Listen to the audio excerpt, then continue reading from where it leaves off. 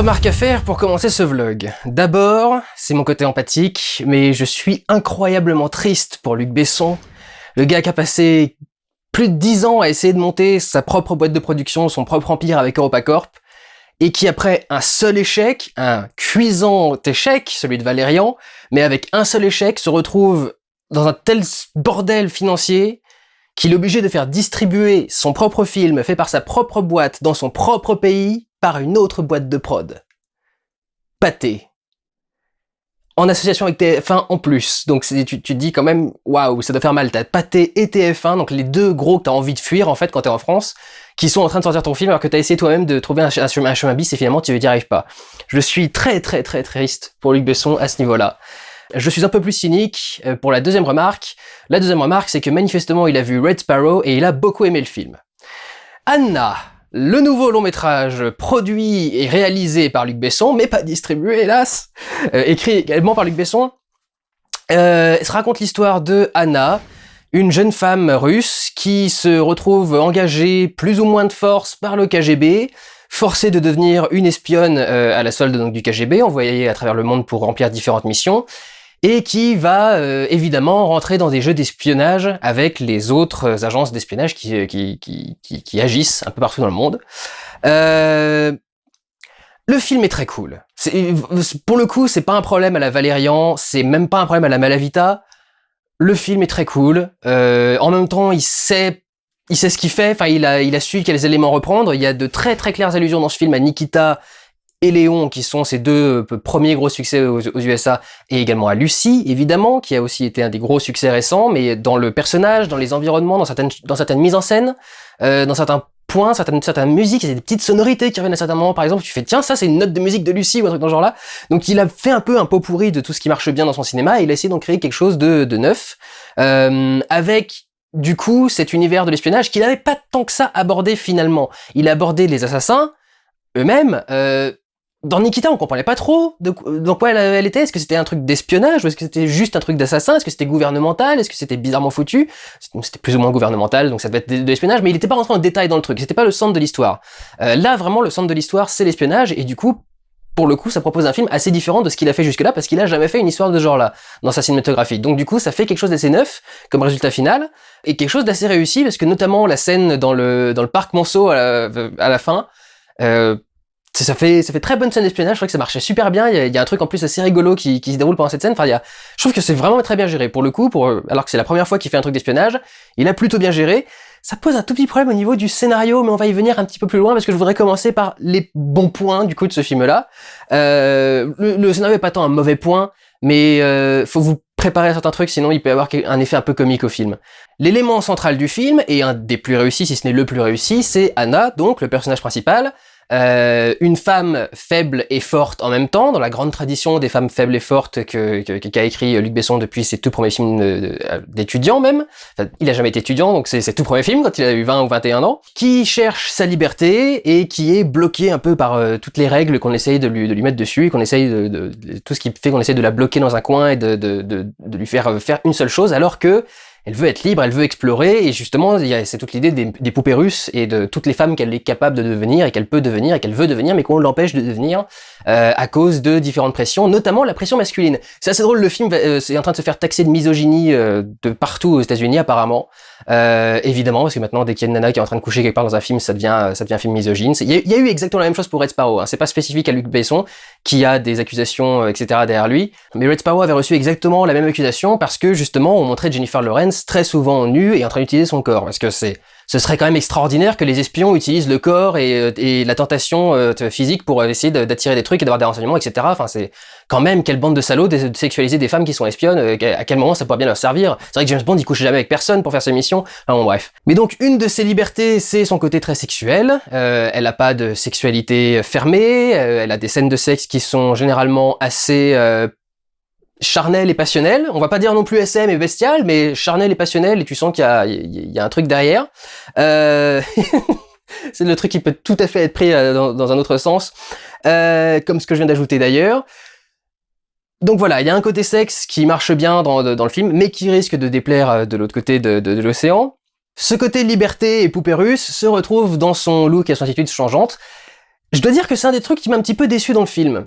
On nous avait un petit peu vendu ce côté caméléon de la femme, j'allais dire la femme Nikita, mais de Anna. Dans toutes les bandes annonces quasi depuis le début, on commence d'ailleurs le film avec où elle est dans un magasin de poupées russes.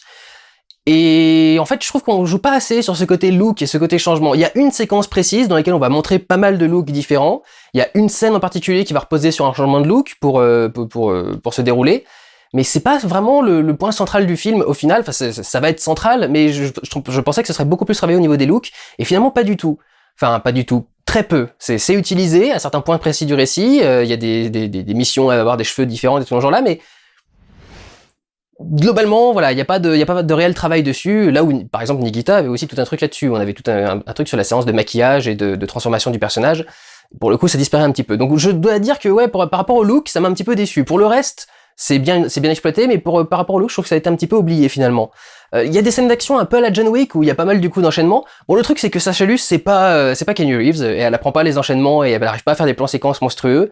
Donc sur les scènes d'action, tu sens qu'il y a un côté assez cut, assez traditionnel en fait de la scène d'action, ce qui fait que même si en elle-même elle est un peu différente parce qu'elle a un peu plus de gore que d'habitude, en tout cas du sang, c'est pour pas dire du gore parce qu'il y a pas de gore. Même si c'est plutôt chargé et costaud au niveau action et qu'elle s'en sort très très bien, c'est vrai que c'est pas non plus Keanu Reeves, mais bon voilà, tout le monde ne peut pas être Keanu Reeves.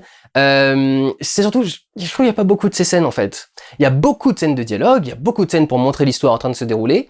Et finalement, des scènes de vraie action qui mettent un peu dans la gueule, il y en a pas tant que ça. Donc du coup, c'est vrai que ça peut sembler un peu fade à ce niveau-là, si c'est ce que vous attendez du film. Moi, j'entendais pas spécialement les scènes d'action. Je voulais voir un peu globalement ce que ça a donné.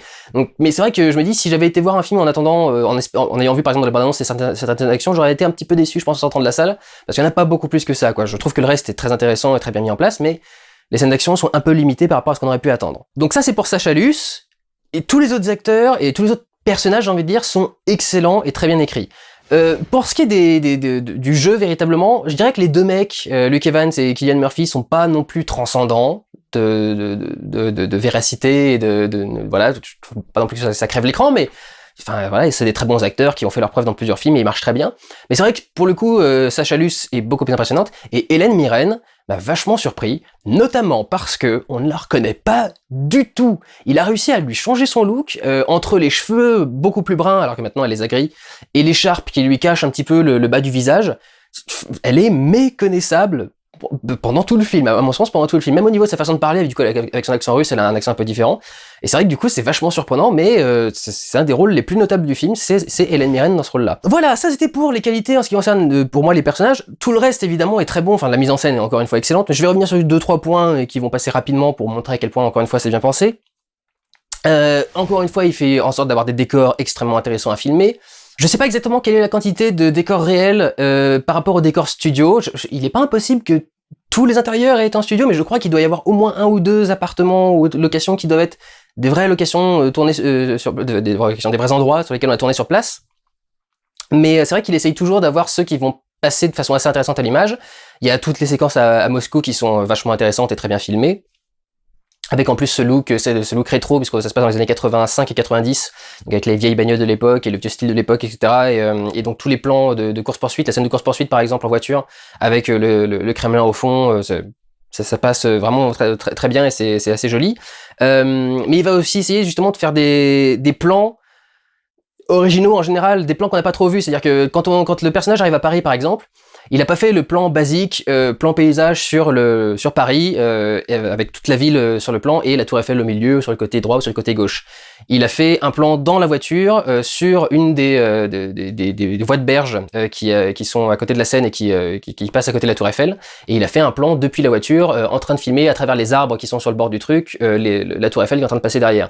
Rien que ça, c'est une façon plus originale de faire un plan d'illustration sur Paris et de trouver une façon intéressante de tourner les choses en fait. Même sur des plans, alors il a fait le plan large paysage sur Paris avec la Tour Eiffel d'un côté et puis je crois qu'il doit y avoir le Sacré-Cœur de l'autre et un truc dans le genre. Mais il a essayé de prendre des plans qui faisaient pas habituels. Genre il a pris le plan paysage sur Paris. C'est un plan où il y a une sorte de tempête qui est en train de se préparer et en même temps il y a du soleil qui arrive au fond et qui fait une lumière un peu dorée et argentée et en même temps il y a des coins de bleu gris etc sur le ciel. Ça fait une image qui du coup est très particulière, très artistique, parce qu'il y a un gros mélange de couleurs, et c'est pas juste on a posé la caméra et puis on a filmé quoi, on a posé la caméra, on a fait le plan, et puis on a attendu qu'il y ait une lumière intéressante qui découpe bien les trucs, qui la rende intéressante, pour faire un plan plutôt joli. Il y a aussi un plan sur des ponts de Paris à un moment, où c'est un peu la même chose, quand on est sur, il y a l'île de la Cité au milieu, les deux voies de la Seine juste à côté, et chacune reçoit, enfin il y en a une où le soleil est couchant, donc qui amène un truc, des reflets dorés partout, puis la deuxième qui récupère une partie de l'autre côté, enfin... Les plans sont magnifiques, quoi. Il essaye de trouver une façon intéressante de les filmer et de faire des choses plutôt sympas. Globalement, au niveau de l'image, il a retiré ce choix que je trouvais assez dégueulasse, mais qui était encore un peu présent dans Lucie. Ce choix d'une espèce de teinte, d'étalonnage un peu jaunâtre, un peu pas beau, pas l'étalonnage jaune à la Jean-Pierre Jeunet par exemple, mais un truc que je trouvais vraiment pas très joli, et pour le coup il l'a perdu pour reprendre une image beaucoup plus classique. Cela dit, sur Valérian c'était déjà un petit peu le cas, hein. Valérian était une esthétique très numérique, et pour le coup les couleurs, enfin l'image faisait très traditionnel, enfin on étalonne sur le blanc, on n'a pas une teinte particulière, etc. Et puis un retour de ses gimmicks habituels et de tout ce qui permet d'avoir des plans qui sont assez intéressants, des plans steadicam, notamment dans des endroits restreints, certains plans en plan séquence par exemple. Il y a un plan quand Sacha arrive dans l'appartement pour mannequins dans lequel elle doit habiter pendant quelques temps. Il y a quelqu'un qui lui fait faire le tour du lieu, et on a un plan séquence de l'entrée de la porte jusqu'à sa chambre à elle. Donc du coup, ou jusqu'à une salle de bain. Donc du coup, c'est vrai que le plan est assez joli, et ça fait une présentation de l'environnement qui est vraiment très sympa. Un retour des plans zénithaux aussi, bien évidemment, c'est une des marques de fabrique de Luc Besson, c'est de filmer en hauteur. Et même un truc tout con, genre montrer une ellipse, il va le faire avec un plan esthétique et plutôt intelligent. Il va faire un plan à un moment sur 3 horloges qui sont en train d'afficher les heures à 3 endroits du monde, et la caméra va faire un petit panoramique, un petit travelling avant, sauf qu'en fait l'image s'accélère mais le travelling reste à toujours la même vitesse. Donc c'est assez intéressant comme effet, et du coup la caméra avance avec un travelling, on a au début le temps normal qui passe, et d'un seul coup les aiguilles accélèrent toutes pour arriver jusqu'à la bonne heure, le plan s'arrête, et là le travelling s'arrête une fois qu'il s'est rapproché du truc, et on continue le reste de la scène. Et je crois que rien que ça c'était plutôt assez intéressant pour faire pour montrer le passage du temps et faire une ellipse, un truc tout con. C'est plus compliqué à gérer dans d'autres aspects à d'autres moments du film. Et enfin, parmi les bons points à citer avant d'arriver dans ce qui va pas dans le récit, dans les bons points, il y a le retour d'Eric Serra, le grand collaborateur de Luc Besson, qui fait ses meilleures musiques de film, parce qu'il fait des musiques de film qui sont très personnelles et qui ont vraiment quelque chose, quoi. C'est pas Alexandre Desplat qui nous a fait sa soupe habituelle dans Valérian. Donc voilà, c'est vrai qu'il y a beaucoup de choses assez intéressantes. Il y a cela dit le retour aussi du défaut Eric Serra, c'est que Eric Serra fait des musiques tellement bonnes qu'on a envie d'en mettre pendant tout le film. Et il y a 2 ou 3 scènes où où on pourrait faire sans. Le 5e élément, c'est un film où ça passe super bien. Si vous regardez le 5e élément, je crois que la musique ne s'arrête jamais de tout le film. Il y a toujours une musique quelque part. Et dans le 5e élément, ça colle parce qu'il y a un univers très fantasque et très barré. Là, pour le coup, ça colle un petit peu moins. Et il y a un moment où on la voit, on te fait une scène pour te montrer un peu d'où elle vient. Elle est dans son appartement russe dégueulasse, avec un mec qui vient de la sauter sur la table, qui est en train de la menacer, il limite de la frapper dès qu'elle dit un truc, etc. Tu sens que le truc est déjà bien pathos, bien chargé, donc en plus derrière t'as le du violon qui commence à débarquer pour te montrer, regardez comme sa vie est horrible, tu fais un tout petit peu trop, tu vas un tout petit peu trop loin là Luc, il faut juste retirer la musique et ça passe. Et là, la musique elle fait un peu trop. Voilà, tout ça c'est ce que je trouve de bon et d'intéressant dans le film. Grosso modo, tout passe bien, je trouve que le récit d'espionnage passe bien, les acteurs sont tous très bons, la réalisation est aux petits oignons. Le petit point qui va un peu surprendre et qui risque de faire ou de défaire votre appréciation du film, c'est son découpage en termes de récit. Parce que Anna est un film totalement non linéaire, qui fait constamment des sauts dans le temps, et au lieu de le gérer de façon subtile, il a géré ça mais comme un éléphant dans un magasin de porcelaine. C'est-à-dire que systématiquement, quand t'as une ellipse, alors qu'il fait d'autres ellipses super bien, quoi, avec ses horloges, etc. Systématiquement, dans le récit de base, quand t'as une ellipse, t'as un panneau de texte. Pour te montrer 3 ans plus tard, 6 mois plus tôt, 6 mois plus tard, 2 ans plus tôt, 7 mois machin, et au bout d'un moment, tu fais tellement d'allers-retours, que c'est vrai qu'il y a limite un côté comique, en fait. Il y a limite un côté parodique du nombre d'écrans de texte qui arrivent, et surtout certains qui font 3 mois plus tôt, fin du flashback, 3 mois plus tard. Et en fait, c'est ça le truc, c'est que tu fais, mais pourquoi tu as mis le texte à chaque fois? N'importe quel film de ce genre, une fois qu'on t'a fait une fois le coup du en fait il s'est passé autre chose avant, tu le sais et tu fais juste, tu filmes la scène et après tu remontres les passages d'avant avec les moments en plus, quoi. Mais c'est vrai que c'est ça le problème, c'est que comme il veut absolument qu'on garde la surprise, les révélations de ce truc d'espionnage, il nous fait toujours vivre et qui veut nous montrer à quel point Anna est naturelle et à quel point elle vend son rôle de façon totalement crédible, etc. À chaque fois il veut te montrer la situation elle est mal, et ensuite te révéler le retournement pour te montrer en quoi en fait ça s'est finalement pas si mal passé que ça, en fait, la scène que tu viens de voir. C'est vachement intéressant parce que quand tu reviens dessus, tu vois du coup le truc avec un angle totalement différent, tu l'apprécies différemment. Mais ce jeu de yo-yo avec les écrans de texte tout le temps, au bout d'un moment, c'est un peu surchargé et ça en fait trop, quoi. Et je veux dire, vraiment, c'est typiquement ça, quoi. C'est tu regardes le truc, tu fais, mais enfin, arrête de mettre un panneau, on reconnaît le costume, on reconnaît son look, on reconnaît le lieu, tu mets même des dialogues quand tu mets les séquences de flash, enfin, pas de flashback, mais quand tu rejoues ces séquences-là et que tu y retournes pour nous montrer un autre angle, une autre vision. Pourquoi tu mets l'écran à chaque fois, enfin, bordel de merde? Et c'est vrai que c'est con parce que ce tout petit détail, c'est insignifiant de mettre un panneau de texte à chaque fois. Mais c'est vrai que ça crée un côté comique, c'est vrai que ça crée un côté un peu, presque un peu ridicule. Je veux dire, même pour moi, qui a aimé le film, qui aime bien le gars à la base, quand tu vois le truc, au bout d'un moment, c'est vrai qu'une fois, quand j'ai eu un 3 mois plus tôt dans une scène, et après je vois 5 minutes de scène, et après 3 mois plus tard, j'ai eu un petit rire, quoi. Il y a un truc un peu ridicule dans ce côté du, non, on va mettre à chaque fois le temps passé. Mais arrête! Putain!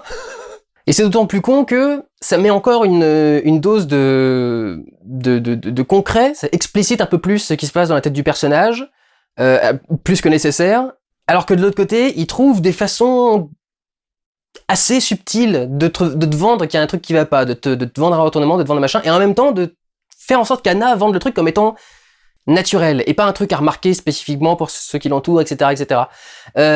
Donc du coup, je trouve que c'est plutôt bien fait, en principe, censé être bien écrit, mais c'est vrai que ces allers-retours constants dans les chiffres, là, il y a un côté un peu ridicule avec ce truc-là, en fait. Voilà, en ce qui concerne mon avis sur Anna, qu'on pourrait aussi appeler Nikita 2 ou Lucy 2, si on avait fait une nana à qui il arrive plus ou moins les mêmes trucs que Lucy, mais sans le côté pouvoirs spéciaux et machin genre là. C'est pas mal du tout, hein, et ça fera un bon ajout à sa filmographie, c'est toujours agréable à regarder, j'ai pas vu les 2 heures passer, mais c'est vrai que c'est pas sensationnel, c'est pas un truc particulièrement remarquable, je sais pas si, je sais en quoi il pensait que ce film allait peut-être essayer peut-être sauver EuropaCorp, c'est un peu la méthode qui marche bien en fait, depuis le début, enfin il a pris plein de codes qu'il a utilisés dans tous ses gros succès, je vous ai dit Nikita, Léon, même il y a des côtés Taken aussi dans certains trucs, donc c'est vrai que je vois ce qu'il a essayé de faire, et je pense qu'hélas, ça aura pas l'objectif escompté. Ça réussira pas à sauver EuropaCorp de la faillite, ça réussira pas à renflouer les caisses, ça fera pas un succès monstrueux au box-office, même pas au box-office français, je pense pas plus au box-office chinois. Et sans doute parce il y allait un peu à la va-vite, quoi, justement, voyant la catastrophe qui est en train de se produire dans ses yeux, il s'est dit putain, faut que je produise un truc vite fait. La preuve qu'il a été vite et qu'à mon avis il devait y aller vite, c'est que au final il a même pas réussi à le sortir et à le distribuer comme je pense qu'il le voulait à la base avec EuropaCorp pour récupérer la totalité des chiffres du film. Donc, bon essai, Luc, mais je pense pas que ça réussira. Pour le reste, pour nous autres spectateurs, ça fait un film tout à fait sympathique et divertissant à regarder. Pas un de ses plus grands non plus, pas une de ses plus grandes œuvres, mais un film tout à fait sympathique et divertissant de la part de Luc Besson. Mais c'est vrai que rien de sensationnel et rien de particulièrement notable. Voilà en ce qui concerne mon avis sur Anna. Prenez soin de vous, allez voir des films. Ciao!